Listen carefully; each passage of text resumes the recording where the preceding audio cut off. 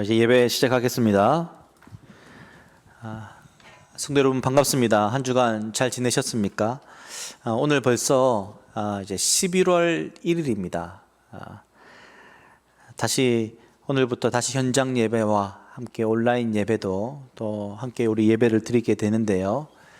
예배 시작할 때에 예배합니다 라고 댓글 달아주시고 또 우리 마음을 모아 이 시간 예배로 나아가도록 하겠습니다. 우리 함께 찬양하도록 하겠습니다.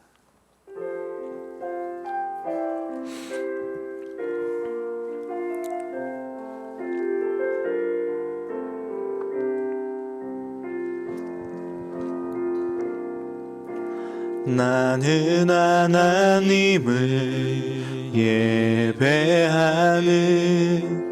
예배자입니다.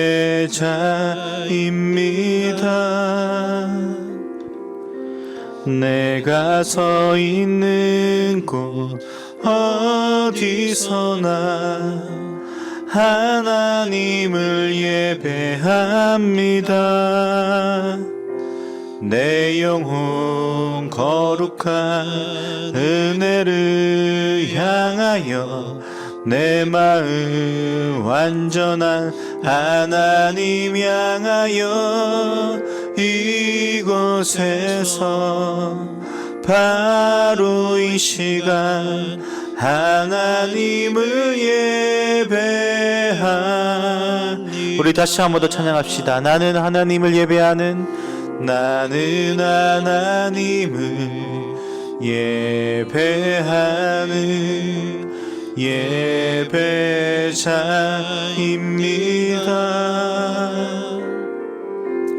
내가 서 있는 곳 어디서나 하나님을 예배합니다.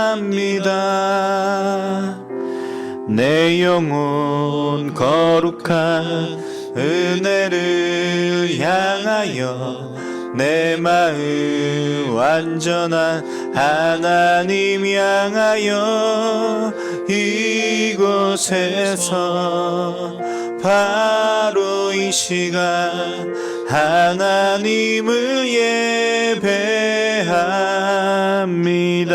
이곳에서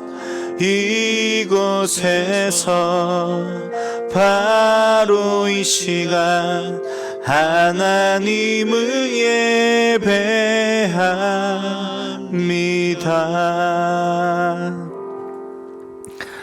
이 시간 감사의 나눔의 시간인데요. 성도 여러분은 한 주간 동안 어떠한 감사가 있으셨나요? 저는 무엇보다 그 한숲의 10주년을 또 준비하면서 참 많은 감사들이 있었습니다. 한 주간 동안 여러분의 삶 가운데 있었던 감사들을 이 시간 또 여러분의 가족과 또 배우자와 그리고 홀로 또 이 예배를 드리시는 분들은 하나님께 우리 감사의 고백을 이 시간 한번 드려보았으면 좋겠습니다. 우리 함께 나누어 볼까요? 우리 한번 고백 드려보겠습니다. 주님,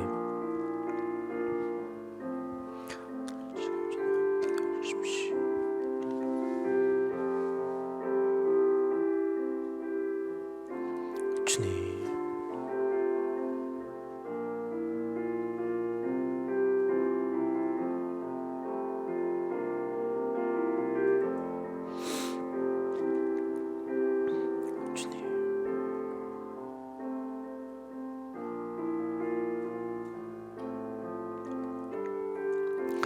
우리 이제 그 감사의 마음을 모아서 우리 다 함께 우리 사도신경을 고백하도록 하겠습니다. 나는 전능하신 아버지 하나님, 천지의 창조주를 믿습니다. 나는 그의 유일하신 아들, 우리 주 예수 그리스도를 믿습니다. 그는 성령으로 잉태되어 동정녀 마리아에게서 나시고 본디오 빌라도에게 고난을 받아 십자가에 못 박혀 죽으시고 장사된 지 사흘 만에 죽은 자 가운데서 다시 살아나셨으며 하늘에 오르시어 전능하신 아버지 하나님 우편에 앉아 계시다가 거기로부터 살아있는 자와 죽은 자를 심판하러 오십니다. 나는 성령을 믿으며 거룩한 공교회와 성도의 교제와 죄를 용서받는 것과 몸의 부활과 영생을 믿습니다. 아멘.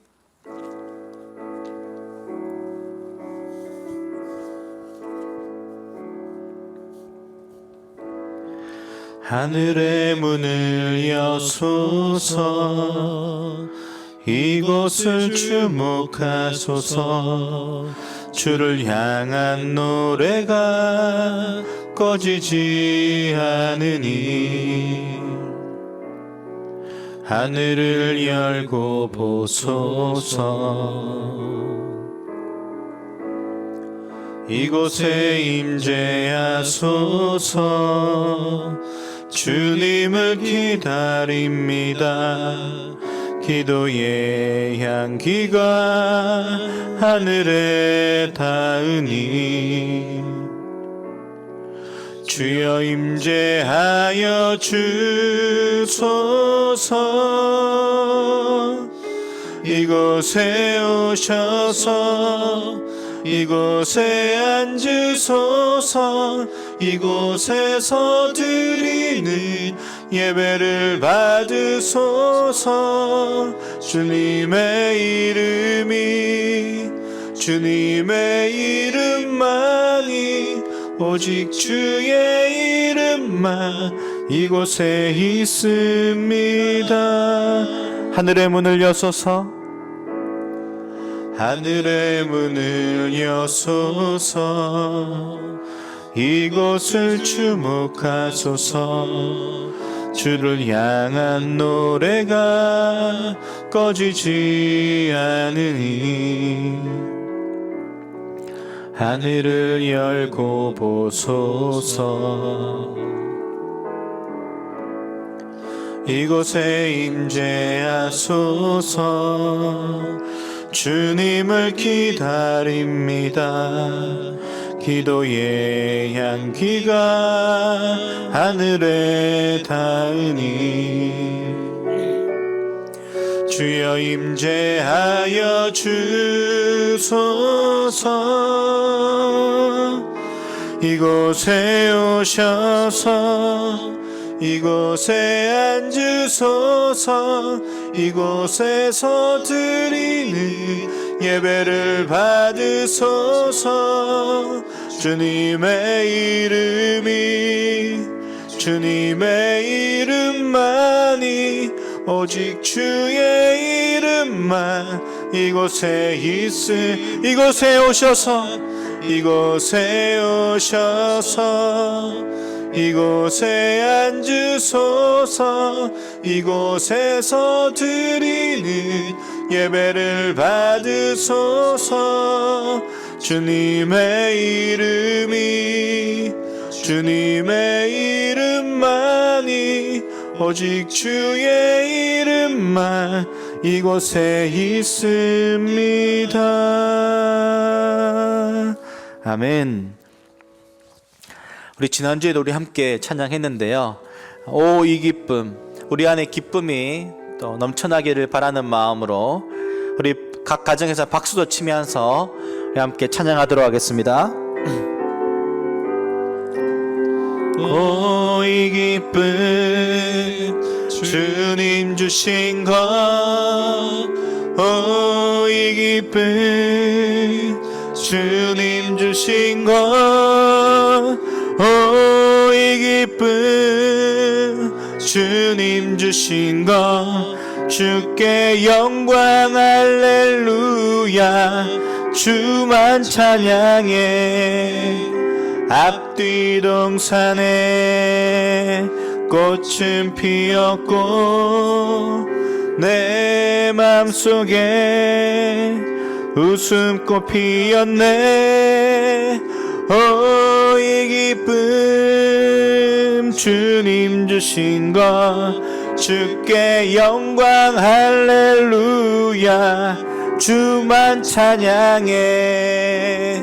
높은 하늘에 종달 새우짓고 내 맘속에 기쁜 노래 있네.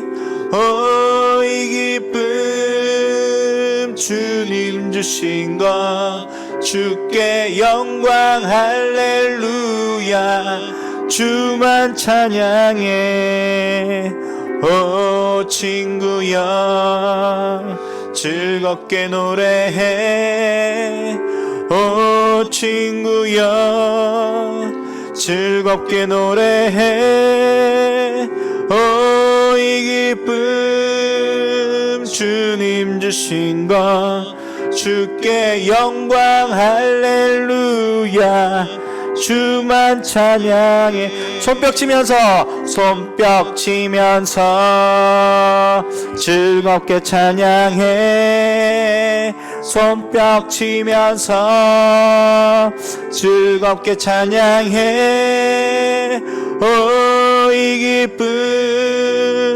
주님 주신 것 주께 영광 할렐루야 5절 한 번 더 하겠습니다. 손뼉 치면서 즐겁게 찬양해 손뼉 치면서 즐겁게 찬양해 오 이 기쁨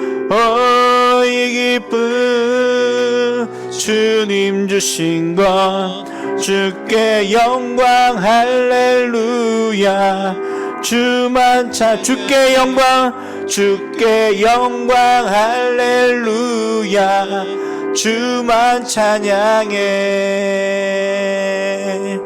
아멘.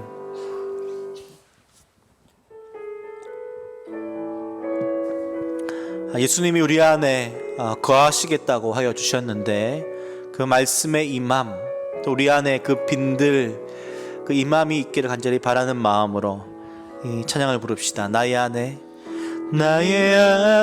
거하라 나는 내 하나님이니 모든 환난 가운데 너를 지키는 자라 두려워하지 말라 내가 널 도와주리니 놀라지 말라 내 손 잡아주 우리 처음부터 다시 한번 고백합시다. 나의 안에 거하라 나는 내 하나님이니 모든 환난 가운데 너를 지키는 자라 두려워하지 말라 내가 널 도와주리니 놀라지 말라 내 손 잡아주리라 내가 너를 지명하여 불렀나니 너는 내 것이라 너의 하나님이라 내가 너를 보배롭고 존귀하게 여기노라 너를 사랑하는 내 여호와 내가 너를 지명하여 불렀나니 너는 내 것이라 너의 하나님이라 내가 너를 보배롭고 존귀하게 여기노라 너를 사랑하는 내 여호와라. 우리 한번 이 시간에 마음을 모아서 함께 좀 기도했으면 좋겠습니다. 코로나19 우리 삶에 많은 변화를 가져왔고 지금도 특별히 유럽에서는 또 전 세계적으로 또 재확산이 또 나오고 있는 상황입니다. 하나님, 백신과 치료제가 또 속히 개발되어지게 하여 주시고 뿐만 아니라 지금도 이 코로나로 인해 고통당하고 있는 많은 이들을 불쌍히 여겨주시고 또 회복시켜 주시고 치료해 주시는 은혜가 있게 하여 주시며 특별히 저희 나라에서는 또 정부 당국이 이 모든 일들을 감당하고 있는 많은 부분들 가운데 잘 감당할 수 있도록 도와주시고 또한 이때에 한국교회가 또 마음을 모아 더욱 엎드리는 자세로 또 기도하며 또 나아갈 수 있는 한국교회가 될 수 있도록 우리 한번 이 시간에 우리 마음을 모아서 함께 좀 간절히 기도했으면 좋겠습니다. 기도하겠습니다. 하나님, 주님, 코로나19 우리 삶의 많은 부분들을 변화시켰고 또한 새로운 시대로의 또한 많은 부분들을 또한 고통 가운데 있는 이들 또한 있습니다. 주님, 그들을 불쌍히 여겨 주십시오. 그들을 치료하여 주시고 또한 회복시켜 주십시오. 치료제와 또한 백신이 속히 개발되어지게 하여 주시고 또한 고통당하는 이들에게 속히 또한 회복되어질 수 있는 은혜들이 있게 하여 주십시오. 하나님, 은혜가 필요합니다. 주님, 유럽 전역을 또한 주님 보시고 또한 주님 고통당하고 있는 많은 이들을 불쌍히 여겨 주십시오. 무엇보다 이때에 한국교회가 마음을 모아 또한 엎드려 기도케 하여 주십시오. 하나님을 향한 사랑의 고백뿐만이 아니라 이웃을 향한 사랑의 고백 또한 할 수 있는 한국교회들이 되어지게 하여 주십시오. 하나님, 주님, 무엇보다 주일날 선포되어지는 하나님의 말씀이 또한 각 가정과 또한 삶 가운데 깊이 뿌리 내릴 수 있는 말씀들이 될 수 있도록 은혜 더하여 주십시오.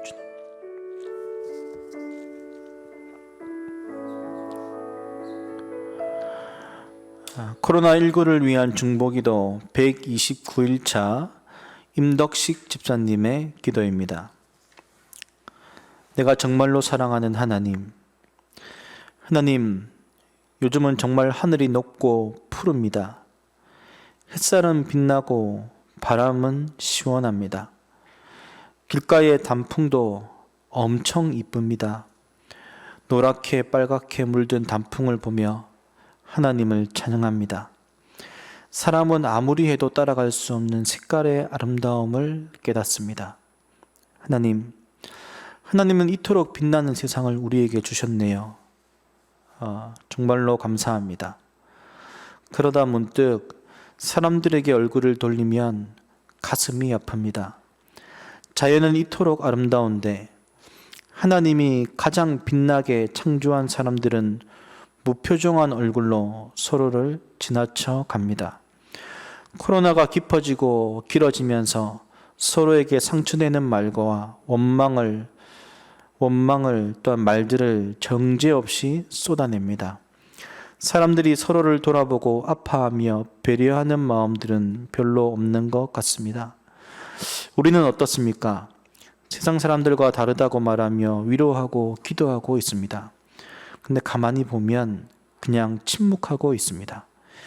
예수님이 분노하신 바리새인과 서기관들이 생각나 속상합니다. 우리의 삶을 돌아보면 우리가 생각하는 옳은 일에 모든 에너지를 쏟아부어 달리기만 합니다. 세상의 가치를 따라 타협하고 양보하며 우리는 거룩하다라고 말하고 있습니다. 우리는 복음의 빚진 자인데 언제부터인가 우리는 그 빚을 잊고 살고 있습니다. 이제 다시 침묵하지 않고 행동하는 그리스도인으로 살게 하여 주시옵소서. 세상의 지식과 자랑이 아닌 하나님의 복음을 세상에 전하는 자로 살아가는 은혜를 허락하여 주시옵소서. 나의 사랑하는 하나님이여, 코로나로 힘들어하는 사람들에게 이제는 복음을 들고 나가 전하게 하시옵소서. 아픔 가운데 있는 이들이 죽음을 이기신 예수 그리스도로 위로를 받게 하시고 하나님을 찬양하는 은혜를 허락해 주시옵소서. 방역의 한가운데서 싸우는 의료진과 관계자들이 예수님의 마음을 가지고 이 시간을 견뎌내며 섬기게 하여 주시옵소서. 백신과 치료제를 개발하는 사람들이 하나님의 지혜를 구하는 은혜를 주시옵소서. 세상이 기독교를 향해 원망과 분함과 악함을 토해낼 때 우리가 우리의 잘남과 지식으로 대응하지 말고 오직 하나님의 복음을 전하며 겸손할 수 있도록 우리의 마음을 잡아주시기를 바랍니다. 이제 한숫교회도 우리의 섬김이 어디에 필요한지 적극적으로 찾아 다가가게 하여 주시옵소서. 기도하며 행동하는 한숫교회로 세워지길 바랍니다. 이것은 하나님의 은혜가 아니면 어렵습니다. 주의 성령으로 한숫교회를 가득 채워 주시옵소서. 우리는 하나님 나라를 이 땅에서 살고 있습니다. 우리는 하나님의 백성입니다.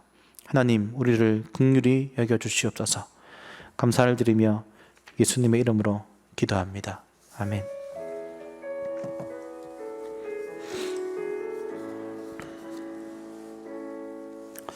오늘 우리에게 주신 말씀은 누가복음 3장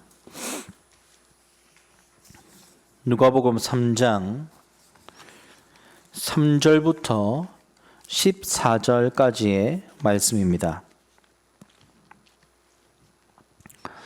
누가복음 3장 3절부터 14절까지 말씀을 다 함께 읽도록 하겠습니다. 시작.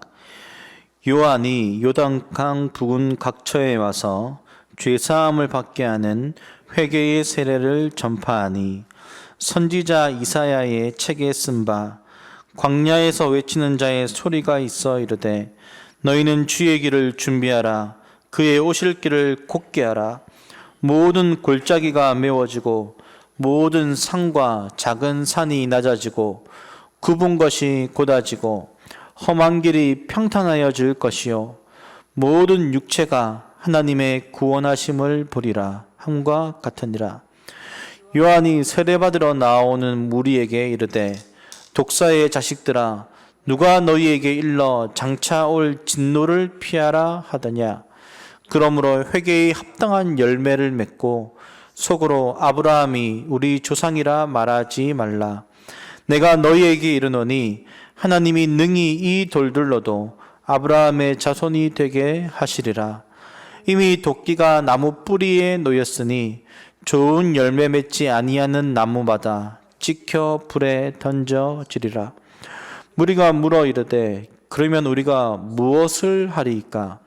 대답하여 이르되 옷 2벌 있는 자는 옷 없는 자에게 나누어 줄 것이요 먹을 것이 있는 자도 그렇게 할 것이니라 하고 세리들도 세례를 받고자 하여 와서 이르되 선생이여 우리는 무엇을 하리이까 하매 이르되 부과된 것 외에는 거두지 말라 하고 군인들도 물어 이르되 우리는 무엇을 하리이까 하매 이르되 사람에게서 강탈하지 말며 거짓으로 고발하지 말고 받는 급료를 촉한 줄로 알라 하니라. 아멘.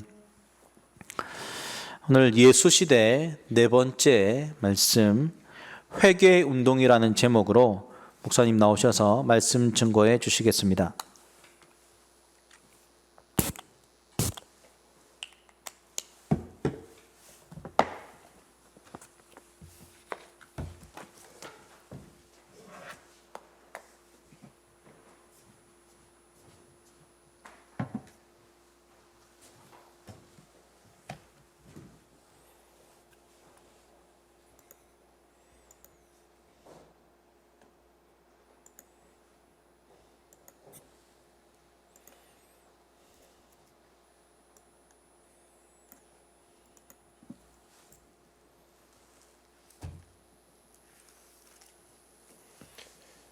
여러분 반갑습니다. 한 주간이 또 지났습니다.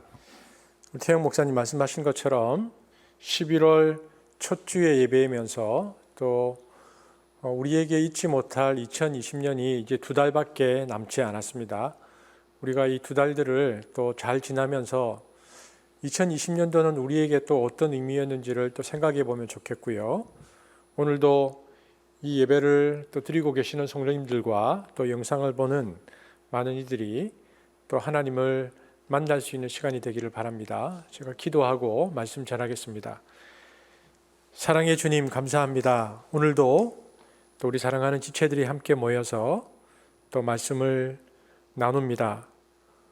성경을 쓰신 성령께서 오늘도 우리에게 말씀을 풀어주시며 또한 우리가 이 말씀 앞에 겸손히 그리고 또 주의 말씀대로 살아갈 수 있는 은혜를 허락하여 주옵소서. 감사를 드리며 예수님 이름으로 기도합니다. 아멘. 오늘 예수 시대의 말씀으로 회개운동이라는 제목으로 말씀을 나누겠습니다. 예수님 당시에 이스라엘은요, 400년 이상 하나님의 말씀이 없었던 때입니다. 그런데 그 캄캄한 영적 암흑을 뚫고 하나님의 말씀이 어느 날 호련히 세례 요한에게 임했습니다. 누가복음 3장 2절이죠. 우리 지난주에 이 말씀을 보았는데 함께 읽겠습니다. 시작. 안나스와 가야바가 대제사장으로 있을 때에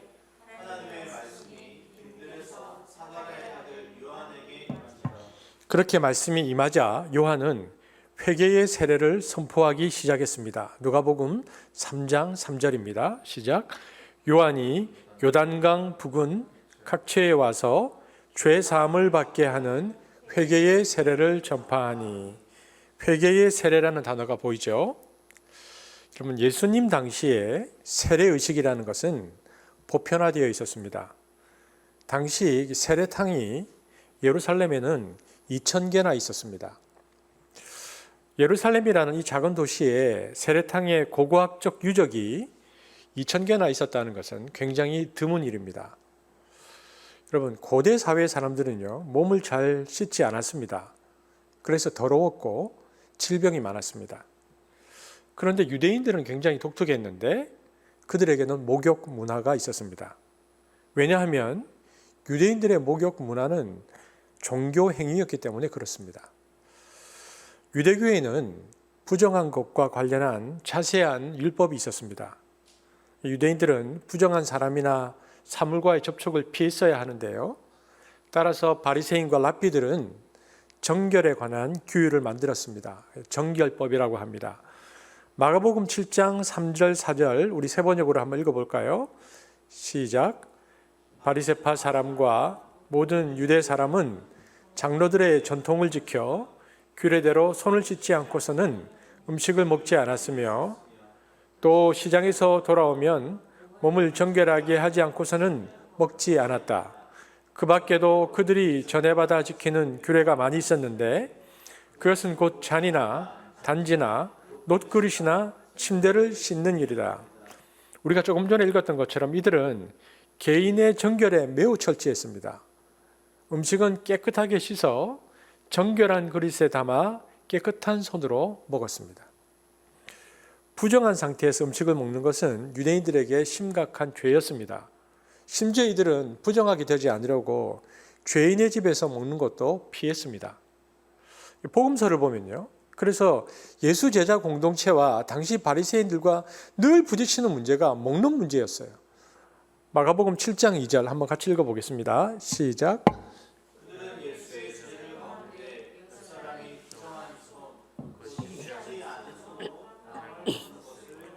5절도 읽겠습니다. 시작.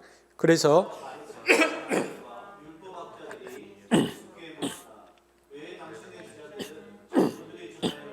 전통을 따르지 않고 부정한 손으로 음식을 먹습니까? 그런 그들이었기 때문에 이제는 먹는 문제를 넘어서서요. 하나님께 예배를 드릴 때는 손이 아니고 몸 전체를 씻고 들어갔습니다. 그래서 당시 예루살렘 성전 밑에는 수많은 정결탕이 있었습니다. 이 정결탕을 미크베라고 부릅니다. 사진이 보이죠? 미크베는 종류가 굉장히 많고 모양도 굉장히 다양합니다. 그런데 이들은 이 미크베를 통해서 씻고 들어가서 그래서 예배를 드리고 기도도 하고 말씀도 읽었습니다. 특별히 이제 예루살렘 성전 밑에 공동으로 사용되는 이 미크베는 들어가는 곳과 나오는 곳이 분리되어 있었습니다. 그래서 정결 의식을 하고 나오는 사람이 들어오는 사람과 부딪히지 않게 하려고 이렇게 들어오는 곳과 나오는 곳이 따로 있었고요. 또 유대인의 율법에 따르면 이 미크베는 하늘에서 떨어지는 순수한 빗물로 채웠어야 했습니다. 그래서 비가 내리지 않았던 사이의 북서쪽에 살던 쿰란 공동체는 제가 다음 주에 말씀을 좀 드리겠습니다. 유대 광야에서 빗물을 마을로 들어올 수 있도록 수로를 만들어서 미크베로 사용했는데 이것은 굉장히 유명합니다. 당시 그래서 예루살렘에 있는 대부분의 집, 그러니까 제사장들 집이나 일반 평민들의 집에는 집안 목욕탕, 미크베가 있었습니다. 그만큼 세례는 당시에 보편화된 문화였습니다. 그런데 오늘 우리가 보편화된 세례 문화 속에서의 세례 요한의 운동을 보고 있는데요. 그렇다면 요한의 세례 운동의 시작은 언제부터일까? AD 27년으로 보고 있습니다. 왜냐하면 28년에 되면 요한은 투옥되거든요. 그러니까 AD 27년은 이제 예수님이 30세 되던 해입니다. 우리가 지난주에 살펴보았는데 AD 26년에 본디오 빌라도가 로마의 총독으로 부임했고 그가 총독으로 부임한 다음 해에 세례 운동이 시작된 것입니다. 어느 날 유대 백성들에게 어떤 소문이 들리는데 광야에서 요한이라는 사람의 이야기를 듣게 되어지고 요한의 세례 소식이 유대 땅에 울려 퍼지기 시작합니다. 그러자 수많은 사람들이 마치 거룩한 힘에 이끌리듯이 요단강으로 몰려와서 거의 전 유대 백성들이 세례를 받았습니다. 누가복음 3장 21절 모든 사람들이 세례를 받을 때 이렇게 되어 있습니다. 당시 팔레스타인에 살던 유대인의 인구가 작게는 65만, 많게는 80만으로 보는데요. 여러분 65만에서 80만이 요단강에 나와서 세례를 받았다. 이것은 굉장한 장면이었을 것입니다. 이것은 세례 요한이 등장해서 6개월 동안 지속된 일, 6개월 동안에 80만이 되는 사람들이 요단강에서 세례를 받았습니다. 이처럼 전 팔레스타인 사람들이 세례를 받으러 요한에게 왔다는 것은 전대미문의 대부흥이었습니다. 구약시대의 사무엘의 미스바 회개운동 이후로 이런 회개운동이 일어난 적이 없었습니다. 누가복음 3장 21절에 보면 모든 사람들이 세례를 받을 때 예수님도 세례를 받으셨다. 그러니까 모든 사람들이 세례를 다 받고 한 80만 정도 되는 사람들이 이 세례 운동의 마지막 정점에 요한의 회개 운동이 클라이막스에 이르렀을 때에 예수님께서 등장하십니다. 예수님이 요한에게 세례를 받으러 오신 것이죠. 그래서 이때에 예수님께서 세례를 받으셨다라고 성경이 말하고 있습니다. 여러분, 어떻게 유대인들의 마음이 호련히 마치 무엇인가에 끌려가듯이 세례 요한에게로 광야로 올 수 있었을까요? 그것의 유일한 설명은 무엇입니까? 하나님의 임재입니다. 사람의 영혼은 하나님만이 채울 수 있는 빈방이 있다. 파스칼이 그 팡세에서 한 유명한 얘기죠. 여러분, 하나님만이 채울 수 있는 영혼의 빈방, 이 영혼의 빈방의 다른 이름은요, 종교적 본능입니다. 여러분, 인간에게는 종교적 본능이라는 것이 있습니다. 막시스트들은 종교적 본능을 인정하지 않지만 여러분 전 세계의 문화를 한번 가서 보십시오. 수많은 불교 사원들과 수많은 이슬람 사원들을 가서 한번 보십시오. 여러분 거기에 있는 수많은 사원들이 우리에게 말해주는 것이 무엇입니까? 그것은 인간의 무한한 종교적 본능을 우리에게 보여줍니다. 여러분 종교적 본능은 인간의 본성 중에 하나입니다. 그래서 전도서에는 하나님이 사람의 마음속에 영원을 사모하는 마음을 주었다라고 기록합니다. 한번 같이 읽어볼까요? 전도서 3장 11절입니다. 시작. 또 사람들에게는 영원을 사모하는 마음을 주셨느니라. 바로 이것이 종교적 본능입니다. 여러분 이 종교적 본능은 다른 것으로 채워지지 않습니다. 왜냐하면 이 종교적 본능, 영혼의 빈방은 하나님만이 채울 수 있는 빈방이기 때문에 그렇습니다. 그래서 그 방에 돈을 가득 쌓아 놓잖아요. 돈을 가득 쌓아도요, 이상하게 그 방이 채워지지가 않습니다. 오히려 돈이 우리 영혼의 빈방을 채우기 시작하면 황금 우상, 황금 신숭배가 우리에게 시작될 뿐입니다. 거기에다가 명예를 혹은 성취를 집어넣잖아요. 그러면 그것이 또한 우상으로 바뀌어버립니다. 그래서 그것들로는 결코 우리 안에 있는 이 빈방을 채울 수가 없습니다. 왜냐하면 그 방은 하나님의 크기로만 채워줄 수 있는 방이기 때문에 그러합니다. 어떤 돈의 크기로도, 어떤 권력으로도, 어떤 명예, 어떤 권력, 어떤 성공으로도 절대로 그 방은 채워지지 않습니다. 그래서 많이 가지고 많이 취했는데도 더 허전하고 더 인생이 허무해지고 더 고통스러운 것입니다. 그것이 우리의 인생입니다.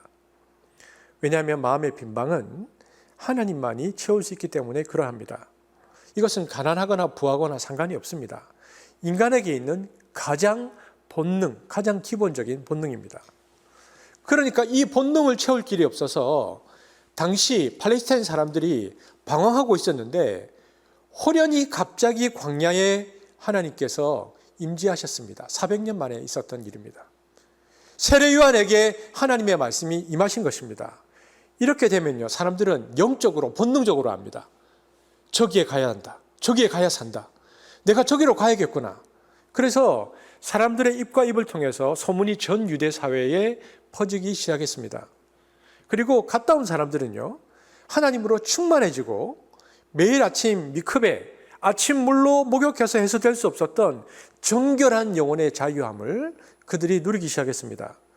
그래서 수많은 유대인들이 마치 무엇에 끌리듯이 광야로 세례 요한에게로 세례받으러 몰려드는 기이한 행렬들이 그 시대에 시작되었습니다.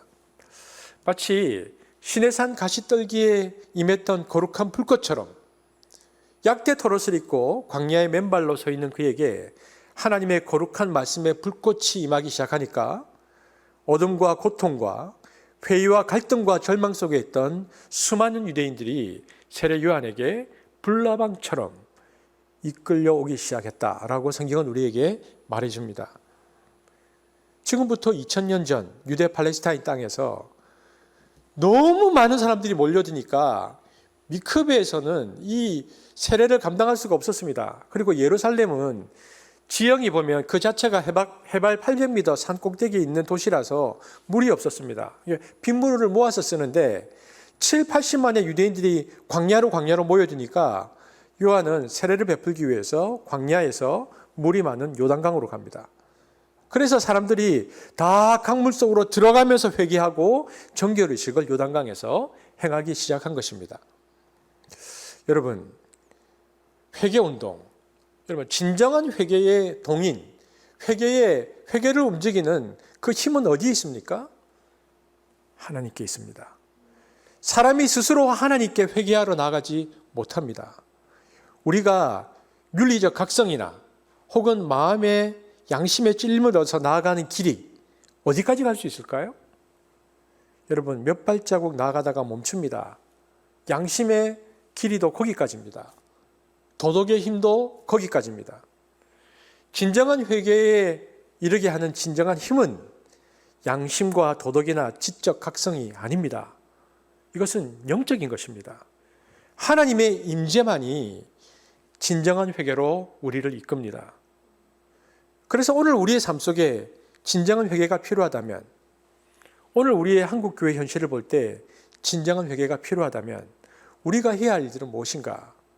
한 가지입니다. 하나님의 임재가 다시 필요하다라는 깨달음입니다.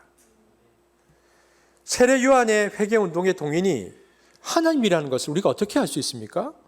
여러분, 보면요, 어떤 사람도 회개 캠페인을 하지 않았습니다. 랍비들이 나와서 요단강으로 가자 하고 외치거나 현수막을 걸지 않았다는 것입니다. 세례 요한도 나에게로 오라고 외치지 않았습니다. 그는 묵묵히 서 있었을 뿐인데 모든 사람들이 그에게로 나오기 시작했습니다. 이 전대미문의 신앙운동은 하나님이 주도한 것이었고 사람들의 자발적인 부흥운동이었습니다. 어느 누구도 조직하거나 그것을 이끌고 가지 않았다는 것입니다. 빈들의 세례 요한에게 하나님의 임재가 있었던 것처럼 오늘의 한국교회는 하나님의 임재가 필요합니다. 하나님의 임재가 없으면 절대로 진정한 회개에 이르지 못한다는 사실을 우리는 알아야 합니다. 제가 지금부터 110년 전에 있었던 일들을 여러분에게 말씀드리겠습니다. 지금부터 110년 전에 있었던 일입니다. 우리가 잘 아는, 한 번은 이름을 들어봤을 길선주 목사님은 1907년에 평양신학교를 졸업하고 한국 최초 7분 목사님들 중에 한 분으로 안수를 받았고요. 장대현 교회 담임 목사로 6년간 심우했습니다. 이 길선주 목사님이 1905년에 영국 웨일즈 지방에서 부흥운동이 일어났다는 소식을 듣고 평양 지역의 부흥을 위해서 하나님, 평양에도 웨일즈 지방과 같은 부흥을 달라고 기도하기 시작했습니다. 그래서 길선주 목사와 장로 한 분이 새벽 4시에 일어나서 부흥을 위해서 새벽 기도회를 시작했습니다. 그것이 한국교회의 새벽 기도회의 시작이었습니다. 그런데 그들이 시작했던 그 새벽 기도회가 놀랍게도 2사람이 시작했는데 금방 700명으로 불어났습니다. 마침내 1907년 1월 6일 당시 한국 최대의 규모를 자랑하던 평양의 장대현 교회에서 부흥성회가 열립니다. 이 집회를 위해서 길선주 목사와 교회 핵심 멤버들은 계속 새벽 준비 기도로 모임을 가졌습니다. 700명 이상의 사람들이 모여서 기도하기 시작했는데 부흥회를 열고 부흥회 첫날 너무 놀랍게도 1,500명의 사람들이 장대현 교회의 본당을 꽉 메웠습니다. 얼마나 놀랐겠습니까? 한국인 목사들과 선교사들이 번갈아 가면서 강단에 서서 형제간의 사랑과 영적 순결과 순정을 시급히 회복해야 한다고 설교했습니다. 그래서 그 자리에 참석했던 정익로 장로라는 분이 쓴 글이 있는데요. 그가 이렇게 말했습니다. 그가 쓴 글을 보면 그날 밤 길선주 목사의 얼굴은 위엄과 능력이 가득 찬 얼굴이었고 순결과 성결로 불붙는 얼굴이었다. 하나님이 나를 이곳에 불러놓은 것으로만 생각되었다. 전에 경험하지 못했던 죄에 대한 굉장한 두려움이 나를 엄습했다. 어떻게 하면 이 죄를 떨어버릴 수 있고 도피할 수 있을까? 나는 몹시 번민하였다. 어떤 사람은 마음이 너무나 괴로워 예배당 밖으로 뛰쳐나갔다. 그러나 전보다 더 극심한 근심에 쌓인 얼굴과 죽음에 떠는 영을 가지고 예배당으로 되돌아와서 오 하나님, 나는 어떻게 하면 좋겠습니까? 라고 울부짖었다. 이날 설교를 맡았던 길선주의 모습은 마치 광야에서 죄를 회개하라 외쳤던 세례 요한의 모습이었으며 죄를 자복하고 통회하는 참석 교인들의 열기는 곧 초대교회 마가의 다락방에서 있었던 성령의 불길 그것이었다. 2,000명 이상을 수용하는 장대현 예배당에 회중이 차고 넘치도록 모인 사경회원 전체가 성령에 휩쓸린 바 되어 혹은 소리쳐 울고 혹은 가슴쳐 통곡하며 혹은 흐느껴 울면서 기도하고 혹은 발을 구르고 자복하며 혹은 춤을 추면서 찬미하니 소리소리 합하여 소리의 기둥은 번제당에 타오르는 불기둥같이 하늘로 떠올랐다. 계속해서 글은 이렇게 진행되어지는데요. 길선주 목사의 마음의 문을 열고 성령을 영접하라는 열띤 설교가 시작되었다. 성령으로 충만한 그의 설교는 흐르는 시냇물같이 회중의 가슴을 촉촉히 적셨다. 설교가 끝나고 길 목사의 기도가 시작되자 감동을 받은 회중은 자기들도 모르게 아이고 아이고 소리를 지르며 통에 자복했다. 장례는 금세 울음바다가 되었다. 회중들은 온몸이 불덩이처럼 달아오르고 많은 병자가 고침을 받았다. 회중은 은혜의 도가니에 묻혀 교회당을 떠나지 않았다. 첫날부터 성령의 불길이 일어나기 시작한 평양 사경회는 집회가 계속되면서 더욱 고양되었다. 집회의 클라이막스는 1월 14일 윌리엄 베어드 선교사가 고린도전서 12장 27절을 가지고 여러분은 그리스도의 몸입니다를 설교할 때였다. 베어드 선교사가 교회가 하나 되어야 함을 역설하며 그리스도 안에 있는 형제들을 미워하는 잘못을 불같이 나무라자 모든 청중은 소리를 지르며 엎드려 회개의 통곡을 터뜨렸는데 이것이 그 다음 날까지 계속되었다. 신자와 신자 사이, 특히 외국인 선교사와 한국인 교인 사이에 그간의 갈등과 반복이 사랑에 결핍해서 비롯되었음을 고백적으로 설교하자 다시 한번 통회의 소리가 장렬을 뒤엎었다. 여기에 그레암 리 선교사가 강단에 올라 나의 아버지여라는 말을 하자마자 밖으로부터 밀어닥치는 강대한 힘에 압도당하는 성령의 역사를 체험하였으며 한편 신비한 힘의 강림에 사로잡힌 일반 교인들의 심령 또한 동요시켰다. 선교사가 교인들 가운데 누구든지 대표로 기도하라고 말했더니 기도하려는 사람이 너무 많아 다 함께 통성으로 기도하도록 하였다. 이것이 통성기도의 시작입니다. 소리를 내어 제각기 기도하다가 한마음이 되어 기도했다. 아무런 혼돈도 없었다. 그것은 마치 폭포와 대양의 물결 소리 같아 하나님의 보좌에 상달된 것 같았다. 온 교인이 하나님의 능력에 사로잡혀 눈물을 흘리며 회개하면서 기도하기를 새벽 2시까지 하였다. 이것이 한국의 처음 철학기도의 시작입니다. 선교사들은 당시 회중의 이 엄청난 반응에 충격을 받아 강단을 둘러싸고 모여서 과연 이 집회를 계속해야 할 것인지를 의논하였다. 그러나 이상할 정도로 질서가 집회장을 사로잡고 있는 것을 보고 그들은 하나님의 인도하심이라 믿고 집회를 계속하였다. 우리가 하나님께 성령을 부어주시라고 기도한 그대로 성령이 임한 것이 아니냐고 하면서 교인들이 울며 소리치는 것을 그냥 내버려 두었다. 선교사들은 또한 개인적으로 한 사람씩 자리로 찾아가서 하나님께서 죄를 용서하신다고 그들을 위로하였다. 1월 15일 마지막 부흥집회 일이었다. 길선주 목사의 설교가 있은 뒤 집으로 돌아갈 사람은 돌아가라고 했다. 그러나 600~700명이 기도하기 위해 남아 있었다. 몇몇 선교사들은 길씨와 주씨 두 사람을 위해 특별히 기도를 했다. 이유는 설교자이면서도 길 목사는 자신의 죄를 토설한 상태였다. 이전 그가 토설한 죄는 다음과 같았다. 그가 기도의 도중에 갑자기 일어나 큰 소리로 외치기를 나는 아간과 같은 죄인이올시다 하고 하면서 지난날의 죄를 뉘우치며 회개했다. 그 내용은 다음과 같다. 그가 친구 한 사람이 죽으면서 남은 재산을 잘 처리해달라고 부탁을 받았는데 그는 유산을 정리하기는 하였으나 그 중에 100원은 수고비조로 인정하여 자기가 소유하였다. 길 목사는 기도하기를 나는 하나님을 속였고 그 친구와 그의 부인을 속인 도둑놈입니다. 내일 아침 일찍이 그 돈을 부인에게 돌려주겠습니다라고 공중 앞에서 눈물로 회개했다. 나 때문에 온 회중이 은혜를 받지 못하고 있으니 나는 죄인 중에 죄인이올시다라는 자복기도는 쉬지 않고 계속되었다. 회중은 이때 모두 마루바닥을 치면서 회개하기를 시작했다. 이러한 죄로 인하여 괴로워하는 그를 위하여 선교사들이 기도하고 있는 중 갑자기 길 목사가 일어나 자신은 형제를 질시했을 뿐 아니라 특히 방위량 선교사를 극도로 미워했음을 회개한다고 하며 보기에도 비참할 정도로 땅바닥에 굴렀다.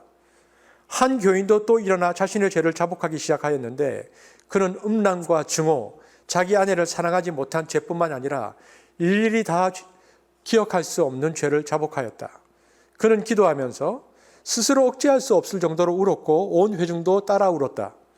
우리는 그 순간에 살아계신 하나님 앞에 있음을 분명하게 느꼈다. 지금 그 당시에 여러 문서들을 지금 제가 모아서 여러분에게 읽어드리는 것입니다.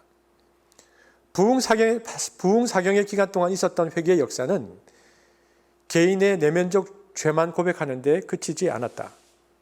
사회도덕적으로 이웃에게 입힌 행위에 대한 깊은 뉘우침과 용서를 비는 실천적 회개운동도 함께 진행되었다.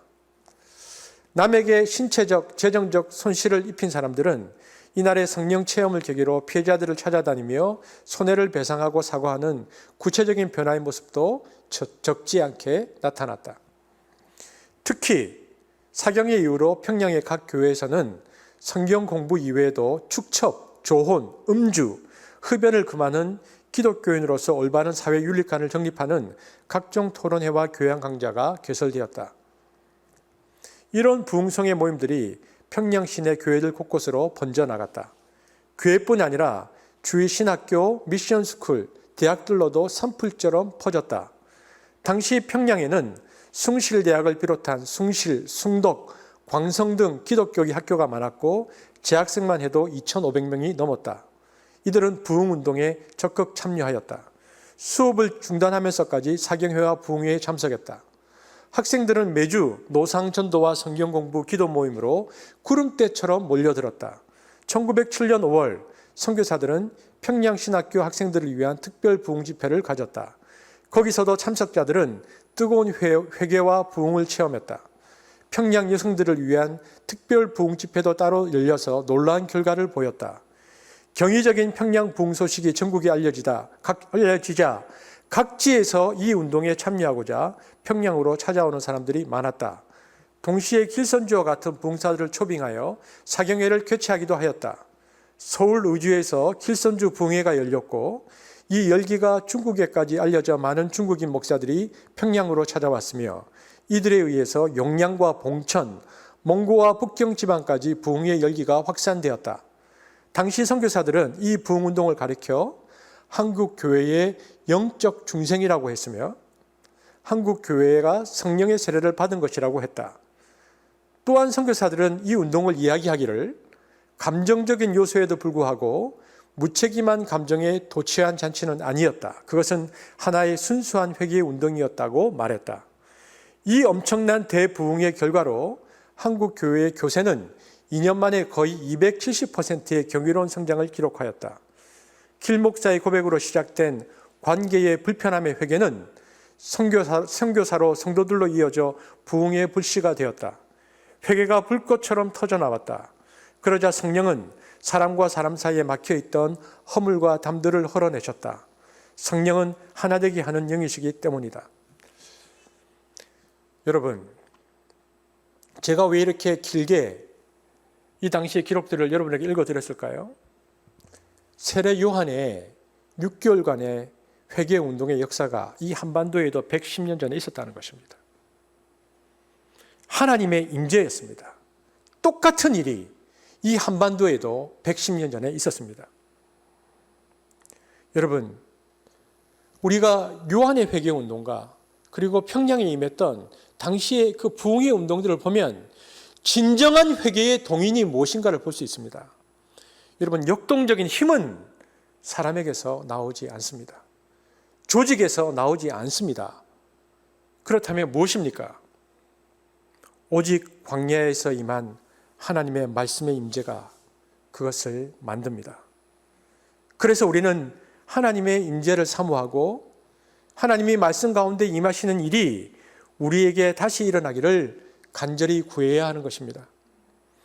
우리 한국교회가 하나님 앞에 다시 쓰임받기를 원한다면 방법이 없습니다. 하나님의 임재를 사모하는 것입니다. 그것이 유일한 회개운동의 역동성의 근원입니다. 한국 그리스도인의 신령과 교회에 이런 일이 다시 일어나기를 우리가 소망해야 하고 그것만이 희망입니다. 하나님, 한국 교회에 하나님의 임재를 허락하여 주옵소서. 우리가 그 마음으로 지금부터 딱 20초간만 기도하십시다. 말씀을 듣고 있지만 정말 그 마음으로 하나님, 한국 교회에 하나님의 임재가 있기를 원합니다.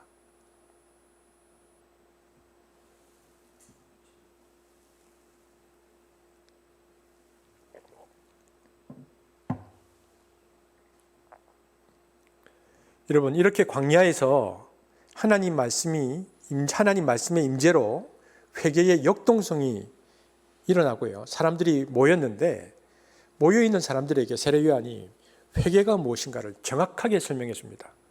회개가 무엇인가? 누가복음 3장 3절 일단 먼저 읽을까요? 시작.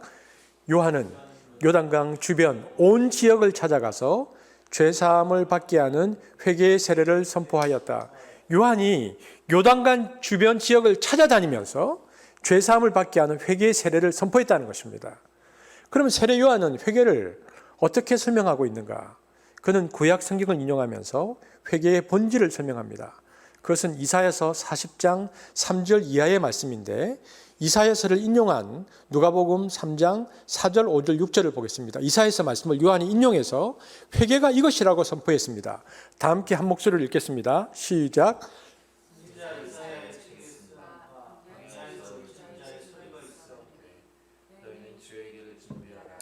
그의 오실 길을 곧게 하라. 모든 골짜기가 메어지고 모든 산과 작은 산이 낮아지고 굽은 것이 곧아지고 험한 길이 평탄하여질 것이요 모든 육체가 하나님의 구원하심을 보리라 함과 같으니라.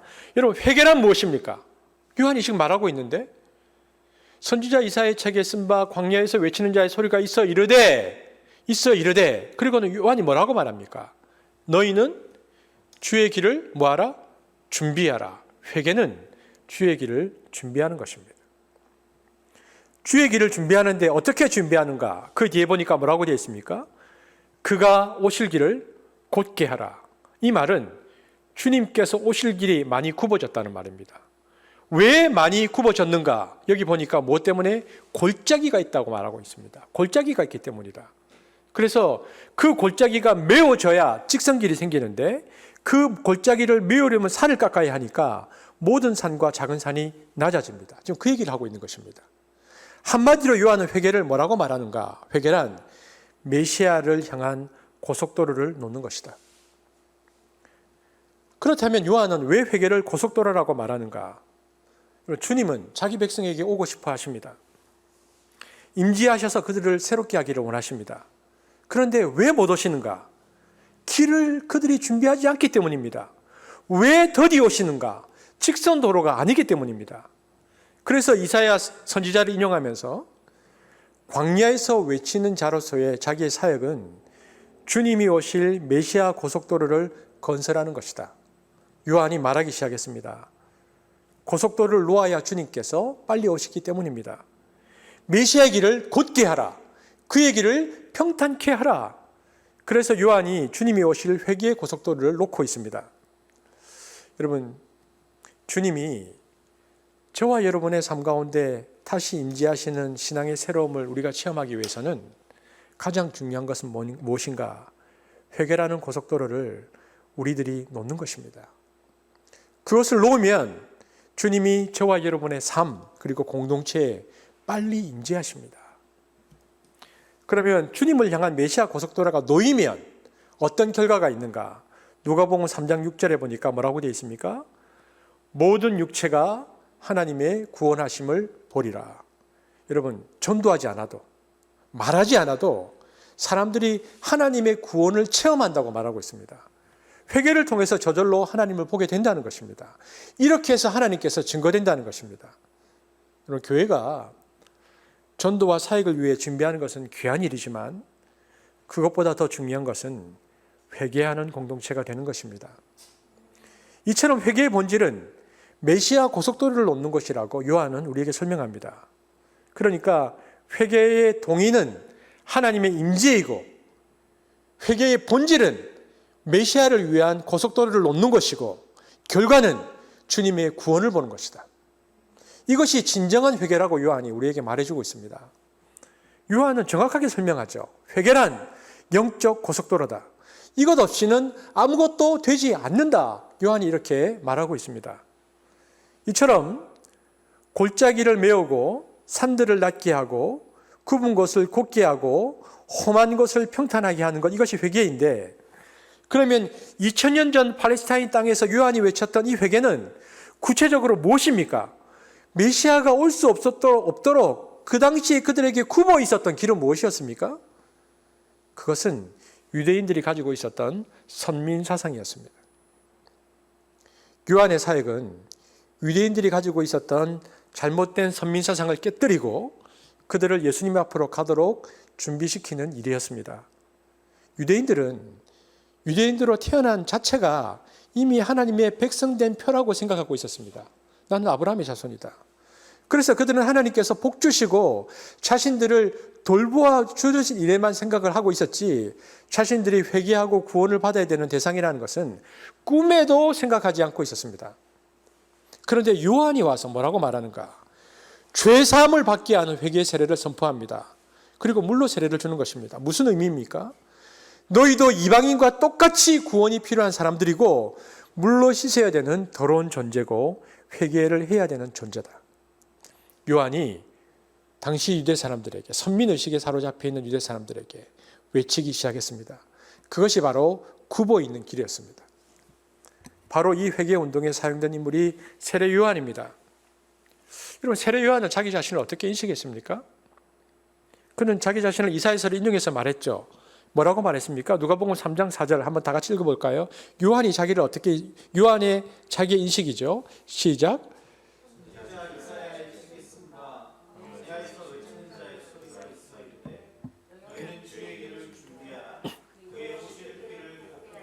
요한은 자신은 광야에서 외치는 소리라고 말했습니다. 여러분, 요한복음에 보면 세례 요한의 회개운동을 보고 유대 종교 지도자들이 너무 놀래요. 갑자기 듣도 보도 못한 놈이 나타나서 우리 랍비들의 지도를 받지 않는 신앙운동을 일으키는 겁니다. 그래서 그들은 긴급 조사단을 파견하죠. 그래서 예루살렘에서 온 서기관들과 바리새인 지도자들이 와서 세례 요한과 요단강에서 먼저 인터뷰를 합니다. 그것이 성경에 있는데요. 우리 요한복음 1장 19절부터 25절 한번 읽어볼까요? 이 당시 지도자들이 놀라서 이런 대화를 요한과 나눕니다. 함께 읽겠습니다. 시작. 유대인들이 예루살렘에서 제사장들과 레위인들을 요한에게 보내어 내가 누구냐 물을 때에 요한의 증언이 이러하니라.